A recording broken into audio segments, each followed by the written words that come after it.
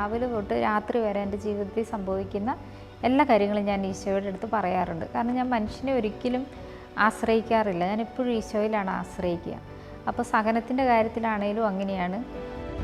ഇപ്പോൾ ഭയങ്കരമായിട്ട് നടുവിൻ്റെ വേദനയൊക്കെ വരുവാണെങ്കിൽ, വേദനയുണ്ട് എനിക്കെപ്പോഴും, അപ്പോൾ ഭയങ്കരമായിട്ട് വരുവാണെങ്കിൽ ഞാൻ ഈശോയോട് പറയും, ഈശോ എനിക്കിന്ന് ഭയങ്കര നടുവേദനയാണ്, എന്നാലും എൻ്റെ ഈശോയുടെ പുറത്തിട്ട് അവരടിച്ച അത്ര അടീൻ്റെ വേദന ഇല്ലല്ലോ എന്ന് ഞാൻ പറയാറുണ്ട്.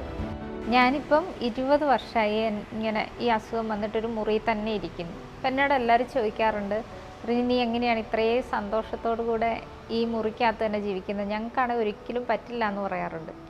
പക്ഷേ ഞാൻ മനസ്സിലാക്കുന്നത് ഈശോ എന്നെ ഭയങ്കരമായിട്ട് കരുതുന്നുണ്ടെന്നുള്ളതാണ്. എനിക്കിപ്പോൾ ഒരു സങ്കടം വരുവാണ്, എനിക്കിതിങ്ങനെ പറ്റുന്നില്ലല്ലോ, അല്ലെ എനിക്കിതിങ്ങനെ ഒരു സാധനം വേണമല്ലോ എന്ന് പറയുമ്പോൾ ഈശോ ആരെങ്കിലും പറഞ്ഞു വിടും എന്നുള്ളതാണ്. ഞാൻ പോലും അറിയാത്ത മനുഷ്യർ എവിടെന്നെങ്കിലും വരും, എന്നിട്ട് പറയും, റിനിസ്റ്റിന് ഇങ്ങനെ ഒരു സാധനം വേണോ, സിസ്റ്റർ എന്നാ ഇങ്ങനെ എടുക്കുന്നത്, എന്തെടുക്കുക എന്നൊക്കെ ചോദിച്ചാൽ എനിക്ക് ആ സാധനം അന്നേരം തന്നെ കിട്ടാറുണ്ട്. അതുകൊണ്ട് എനിക്ക് ഒരിക്കലും എന്താ പറയുക, ഒരു സങ്കടം ഒരിക്കലും വരാറില്ല, ഒരു നിരാശയായിട്ടൊന്നും എനിക്ക് ഈ രോഗം വന്നേ പിന്നെ അങ്ങനെ തോന്നിയിട്ടില്ല.